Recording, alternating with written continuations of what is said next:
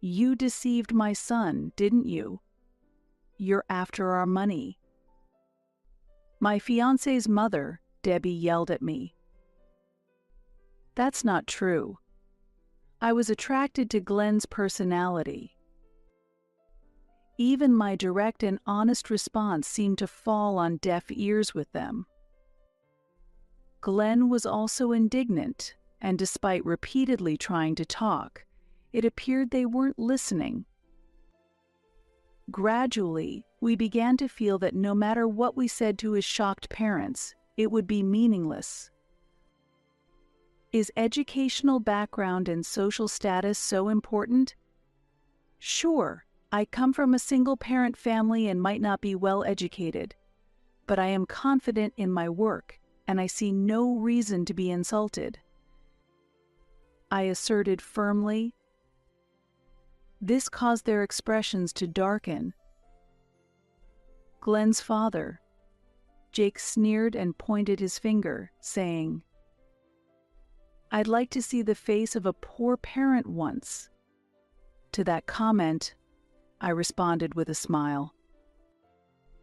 They probably thought I was disheartened after being criticized repeatedly.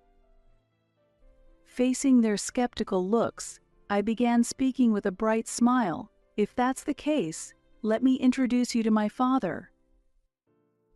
My name is Olive Adams, and I'm 27 years old. Currently, I work as a pastry chef in an urban patisserie, dedicating my days to my passion for baking. Although it's busy, I lead a fulfilling life. The small but popular patisserie where I work has many regular customers and a warm workplace atmosphere.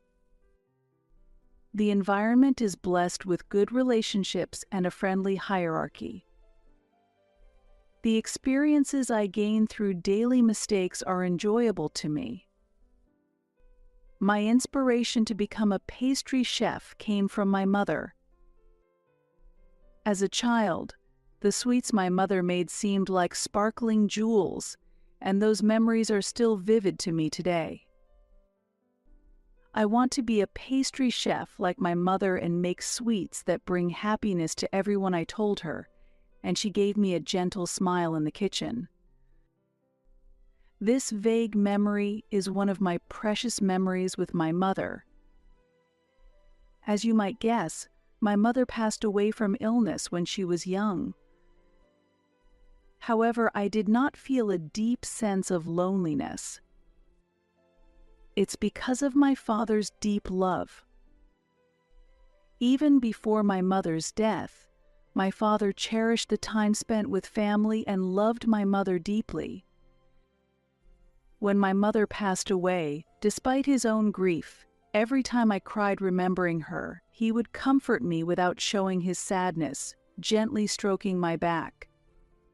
"Olive, Mom is always watching over us from heaven. I'll try my hardest for you, so why don't you also make an effort? Let's tell Mom that we're doing well," he said, smiling gently while patting my shoulder. I can still clearly remember that expression. It must have been a challenging time for my father. Despite being busy with work, he always prioritized our family and truly loved my mother. When I was too young to understand the pain caused by my mother's death, I was self-centered and couldn't see beyond myself. However, my father filled the emptiness left by my mother's absence by spending weekends with me and participating in school events. Thanks to my father's love, I was able to grow up without feeling lonely and decided to become a respectable adult for both my father and my mother in heaven. During high school, when thinking about my future career path, I found the profession of pastry chef appealing and discussed it with my father. I was influenced by the happy sight of my mother making sweets when I was a child. "Olive, you can choose the path you desire. I'll support whatever choice you make," my father answered with a warm smile. "Dad, thank you. "If I become a pastry chef in the future, I'd like you to be my first customer. Just like Mom, I'll make sure you're happy," I blurted out, and my father shed tears. It was the first time I had ever seen tears in my father's eyes.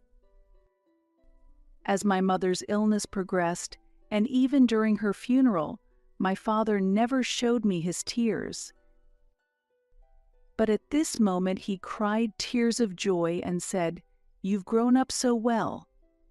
The happiness of your father is knowing that you are happy, Olive, so grab your happiness. Always rely on me if you need anything." Encouraged by his words, I vowed to make both myself and the people around me happy. After graduating from high school and studying at a vocational school, I finally became the pastry chef I had dreamed of and started working at the current patisserie. There I met someone who I could cherish as much as my father, Glenn. Olive. Glenn. "Sorry, I'm late." "It's okay, you were at a meeting for a new cake design, right? I'm looking forward to the next product." Glenn has been a frequent visitor to the patisserie where I work, and through several visits we became close. Glenn works as a lawyer, and it seems that the staff at the law firm where he works enjoy our cakes. He visits regularly, always with a bright expression, and I am pleased that he praises the sweets I make. We even chat when it's quiet. Gradually we grew closer, and Glenn eventually asked me out on a date. I was initially drawn to Glenn's kind and gentle nature, and through our frequent meetings, I came to know more deeply about his charm. Eventually, we began dating and smoothly built our relationship. When our relationship reached a significant milestone, Glenn proposed marriage, and I gladly accepted. Later, we were to meet each other's parents, but this is where we faced a major obstacle: Glenn's parents. I had not yet met Glenn's parents, and Glenn had not yet told them about our relationship. Glenn has been unable to talk about this because he grew up receiving a lot of affection from his parents, which came with many restrictions on his relationships and romantic involvements. Glenn's family is proud of his success and boasts that he comes from a family line that he should be proud of. While they appear to be loving parents who support their son on the surface, Glenn revealed the truth to me. In fact, they want to control me. Even my friendships and academic choices have been guided by them. If the family of a friend I chose did not meet their standards, they would ruthlessly criticize and harm that family. If I resisted, the consequences would affect my friends. So I had no choice but to comply. That must be tough. However, I desire a future with you more than anything, Olive. That feeling will never change. I have given up much in the past, but marrying you is something I cannot concede. Glenn spoke passionately, and his sincere attitude moved me. I am grateful that Glenn cherishes me so much, and I too wish to be with him forever. Therefore, I am determined to do everything I can to get his parents to accept our marriage. Don't worry. I will make an effort to get them to accept us. Our family may be from a single parent, but my father has fulfilled his position, and I take pride in my work. As I began to speak, Glenn's eyes widened in surprise, but he soon smiled and nodded in agreement. I believe that together we can overcome any difficulty. The formal introduction to Glenn's parents is still ahead, but for now, Glenn will meet my father. In fact, Glenn had met my father several times before, and this time it was almost a formal announcement of our marriage. Upon hearing this, my father smiled warmly and nodded. Congratulations. I am more than happy to entrust Olive to you, Glenn. Please take good care of her. Thank you, father-in-law. I will definitely make Olive happy, Glenn responded. No need to worry. I've heard a lot about you from Olive. I'm good at judging people, my father said with a laugh, and I couldn't see what he was thinking behind that smile. After receiving my father's blessing, Glenn started, I'd like to talk a bit about my parents, and began to slowly share his family story. His parents hold traditional values dearly and were strict about Glenn's choice of friends. As a result, many of Glenn's friends left due to excessive interference. There were times when he was seen talking to friends whom his parents disapproved of, and he was criticized. Frankly, the topics Glenn openly discussed felt very harsh to me. I was surprised at the excessive involvement in a child's friendships, and especially judging others based on appearances, education levels, and family situations. I see. That must have been a tough experience. If anything is said about family structure, they will probably criticize me as well, my father said, and I could see Glenn taking a deep breath. As Glenn apologized, my father quietly shook his head. As I had heard before, Glenn's parents are people who look down on those with low educational levels and single-parent families. I knew there would be obstacles to this marriage. No matter how excellent a manager my father is, to Glenn's parents, I am just a woman raised by a single parent.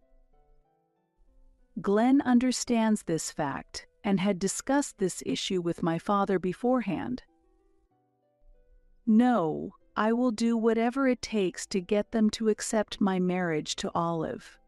Reality does come with difficulties.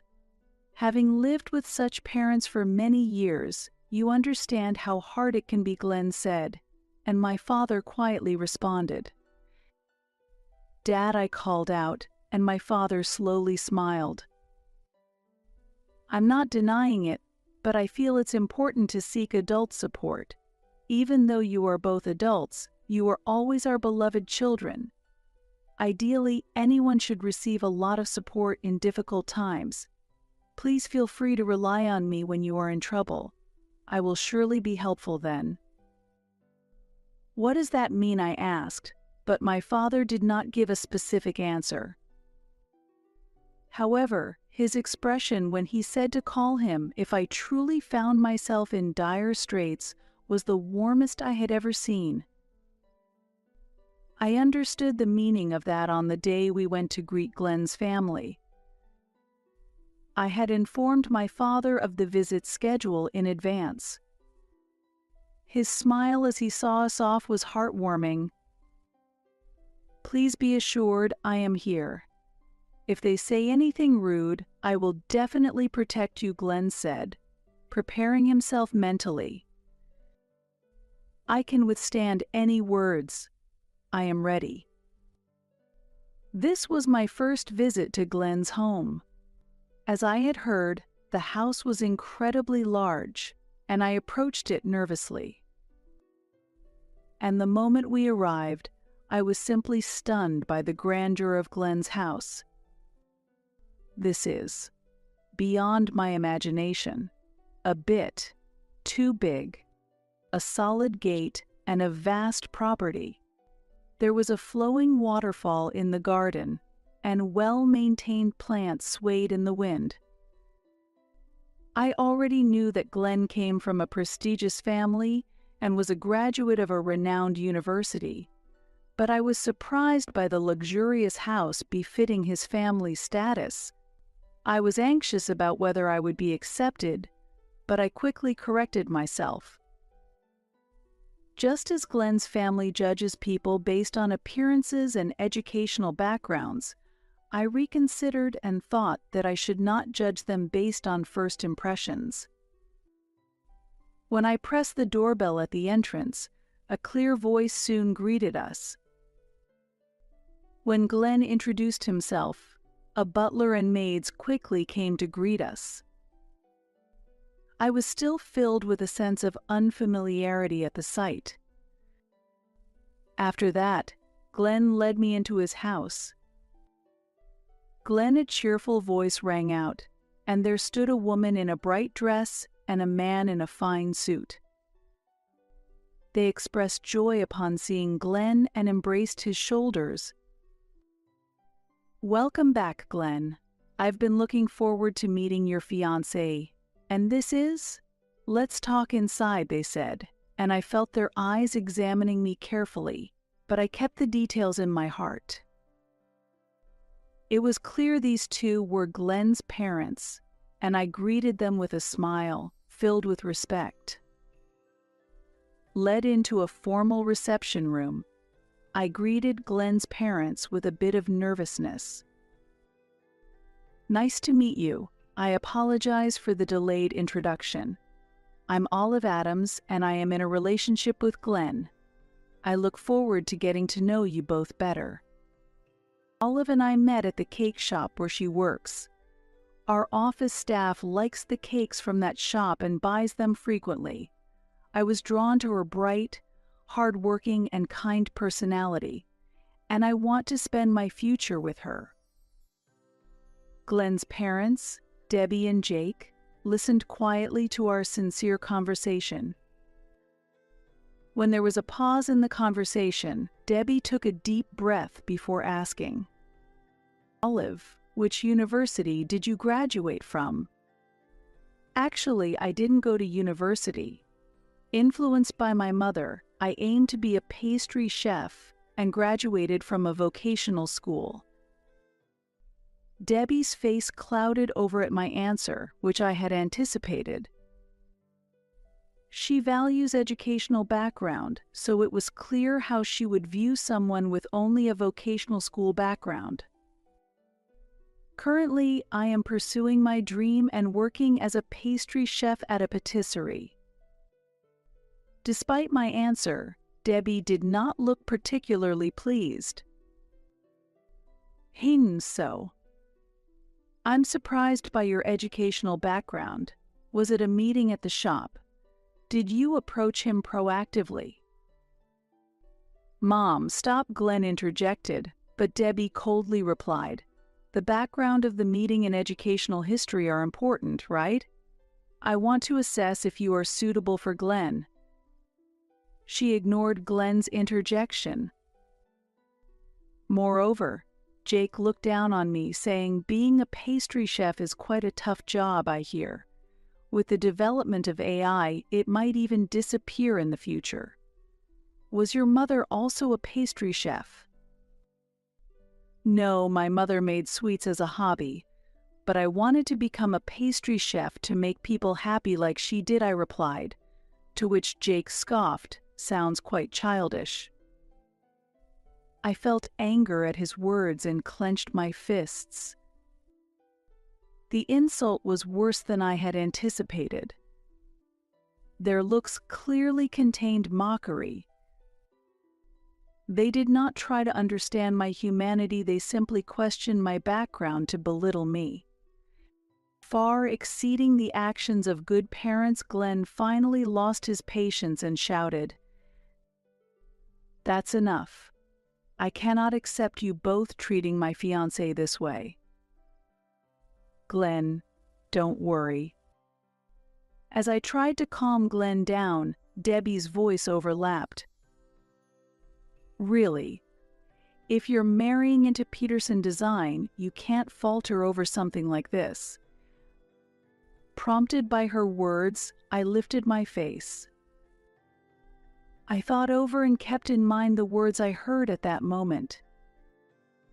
Peterson Design is a renowned, top-tier furniture manufacturer, a name I've heard of even though I'm not familiar with that industry.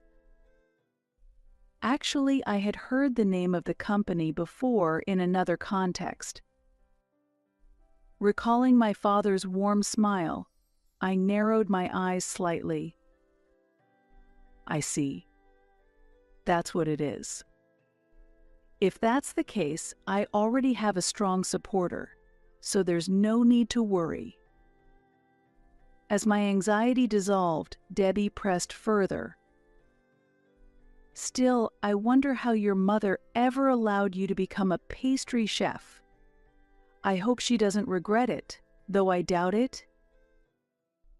My mother has passed away, so I don't know, but she always supported me since I was a child, so I think she would be happy to see me walking my own path now.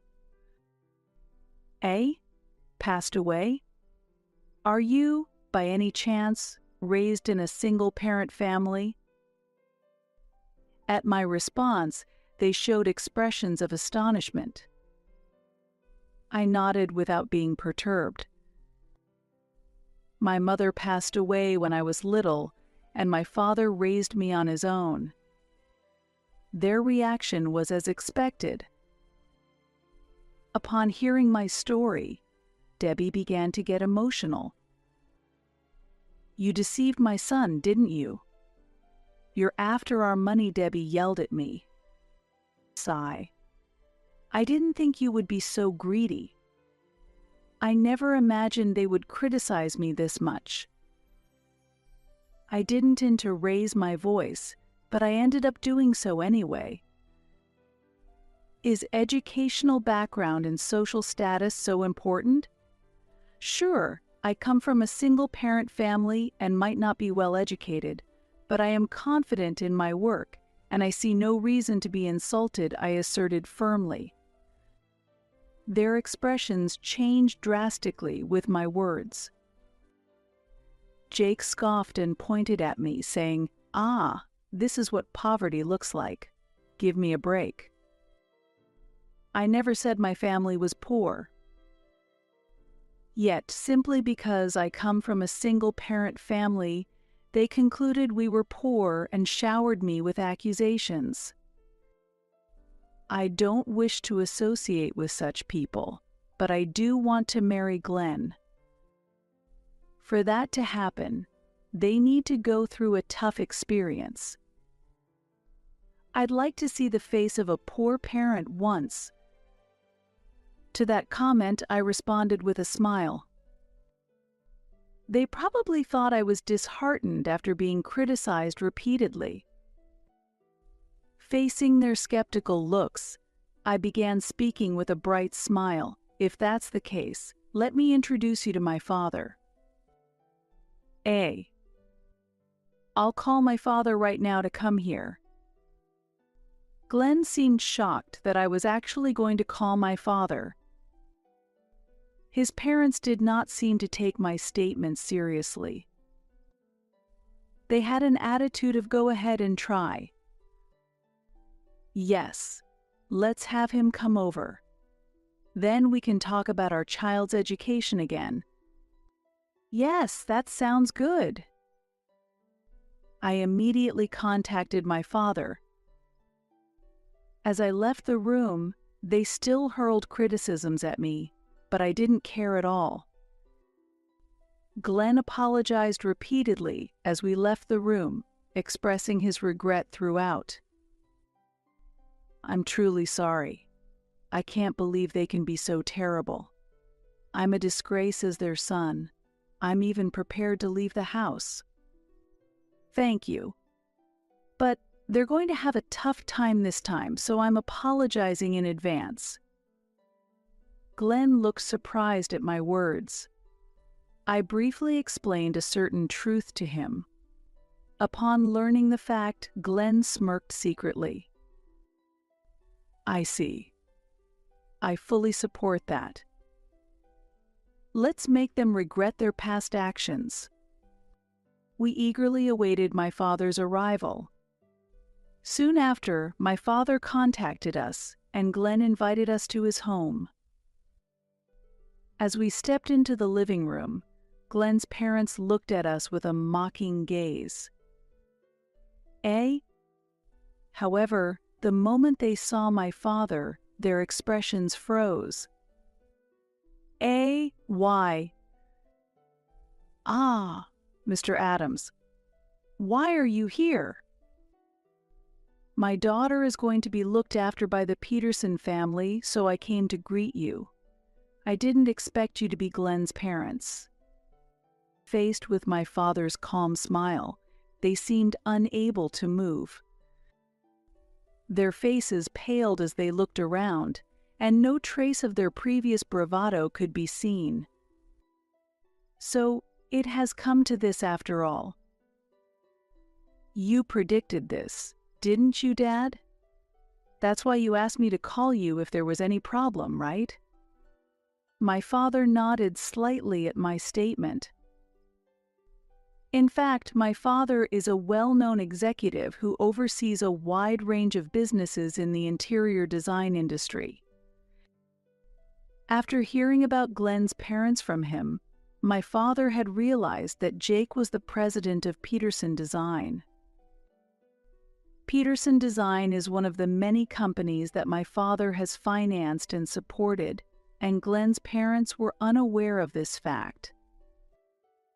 Also, it should be noted that my father's investment was the catalyst for the company's development.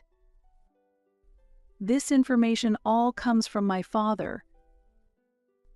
Upon realizing that the one who supported their company is my father, their faces turned pale and they were lost for words. My father looked at them coldly and said, "Judging my daughter as poor just because she comes from a single-parent home, and accusing her of being after money is unacceptable. I have not let my daughter want for anything. And I do not wish for anyone to interfere in the genuine relationship between these two.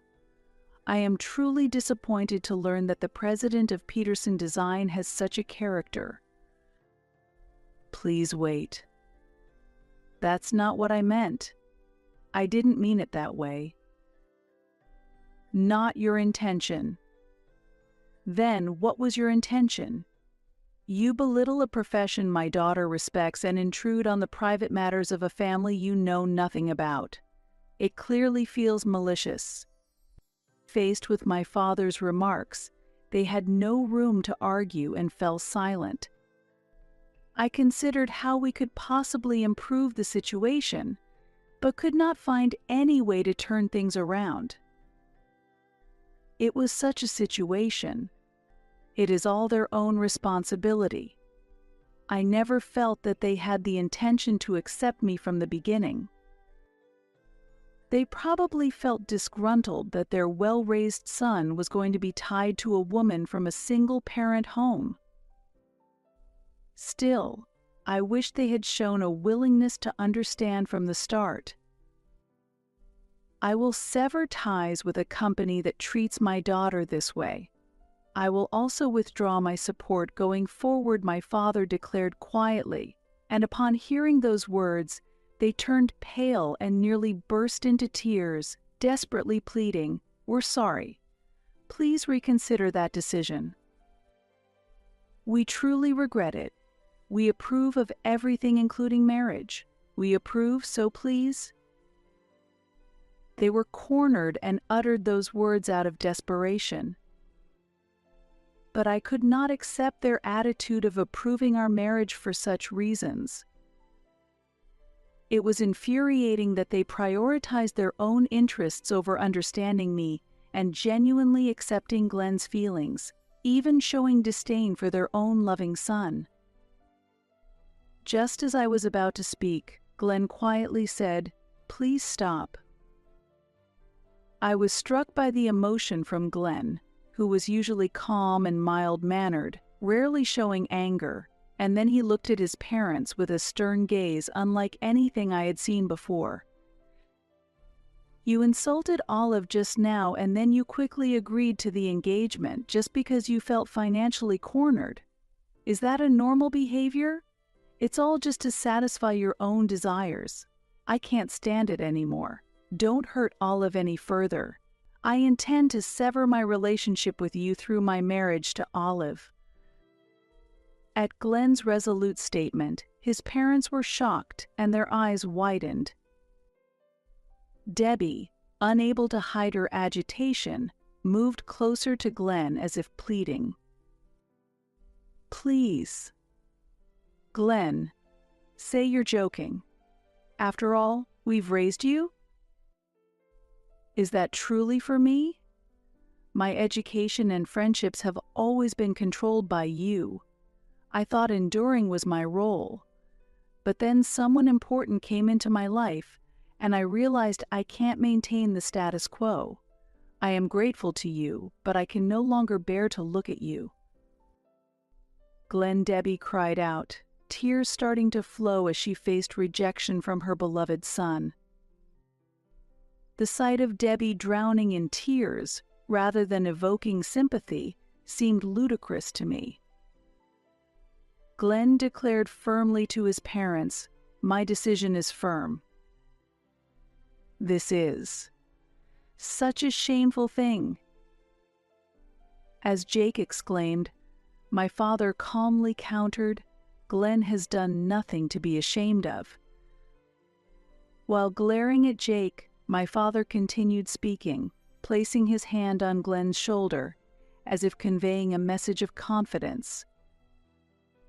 I closely observed Glenn slightly narrowing his eyes. He explained everything about you carefully when we met to exchange greetings. He also promised to protect Olive. It was you who ignored Glenn's feelings and acted treacherously. You thought he would not oppose you because he would never use his warmth against you. I truly do not want to be a parent like you. I've decided not to accept my mother's controlling attitude anymore." In front of Glenn, who had made this firm declaration, his parents were so surprised that they could find no words to reply, just staring at us blankly. Our greeting ended in such a manner.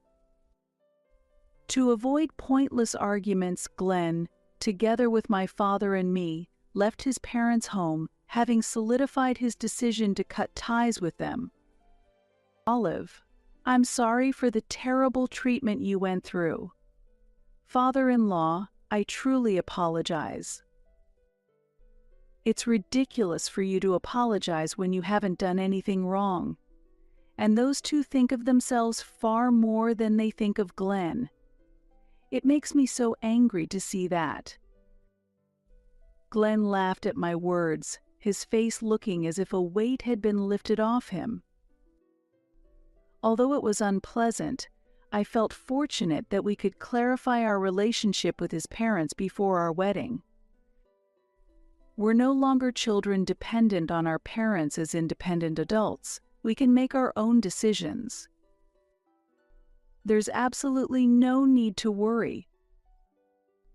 While we no longer have family support from his parents, Glenn, who is making a name for himself as a young attorney, is considered a rising star at his law firm. I always thought enduring would solve the problem, but it was an unavoidable situation. It's really good that it became clear this time. Indeed. Well done, Glenn. Afterward, we were able to have our wedding as planned. Originally, we intended to cover it with our savings, but my father contributed more than expected, making the wedding truly wonderful, reminding us how great it is to have parental support. Naturally, we did not invite Glenn's parents to the wedding. Debbie, who deeply loves Glenn, seemed devastated by this fact. Debbie, previously active, is now reclusive, staying at home without going out. Seeing Debbie change so dramatically, Jake asked for a reversal of the estrangement, but Glenn refused his request. I thought it might have been excessive, but in the end, they just want me back for their own benefit. I've decided not to think about it anymore. Even after the wedding, Glenn's parents tried to contact us multiple times. However, after Glenn warned them he would consider legal action if they didn't stop contacting him, the communication finally ceased.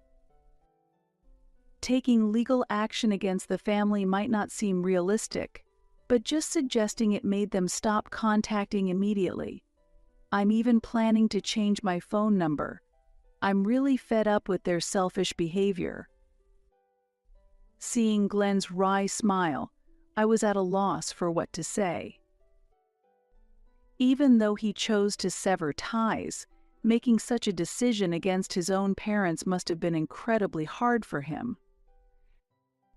Hoping to ease those painful memories even slightly, I felt a strong desire to cherish every moment we spend together from now on. Here's the story I heard from my father about Peterson Design. When my father communicated his decision to stop supporting Peterson Design to his business contacts, the company's performance rapidly deteriorated. My father highly values the trust he has built with his business partners over the years, and all the companies believed his words. As a result, Peterson Design lost its major dealings one after another and quickly went bankrupt after its arrogant behavior toward its partners came to light. When the business became unmanageable, they reached out to various contacts for help, but no one extended a helping hand due to their past dishonest dealings. Consequently, the company Glenn's parents managed found itself in a situation beyond repair, a just end for years of prioritizing their interests and disregarding others. For many years, they depended on major companies and benefited from this dependency. But this delicate balance was disrupted when my father became aware of the dependency. This has made it extremely difficult for them to regain their footing in the interior design industry. They had no choice but to accept responsibility and face the consequences. When my father shared this fact with me, he did so with a calm smile, comforting me that if Glenn feels any pressure, he is always ready to listen. His words at that time were, "If Glenn ever feels responsible for what has happened, please feel free to discuss it with me." "Yes, Dad, thank you," I replied, and my father added, "You and Glenn have nothing to worry about. I hope you two have a happy life together." Moved by my father's gentle smile and his words, I felt deeply warmed.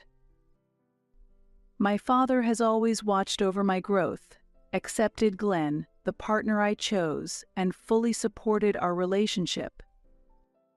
His presence is invaluable to me.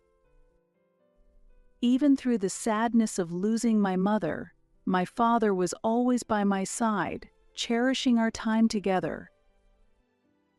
His deep love has shaped who I am today and provides a strong foundation that supports me. Having learned from my father the importance of respecting others and showing love through concrete actions, I deeply understand the importance of maintaining gratitude as we move forward. I feel incredibly fortunate to have met a husband who shares and understands these sentiments. As I move forward in life, I vow to never forget this gratitude and to offer support and compassion to the important people around me, just as my father has shown me. I sincerely hope to interact with others with love and respect, just as my father has demonstrated.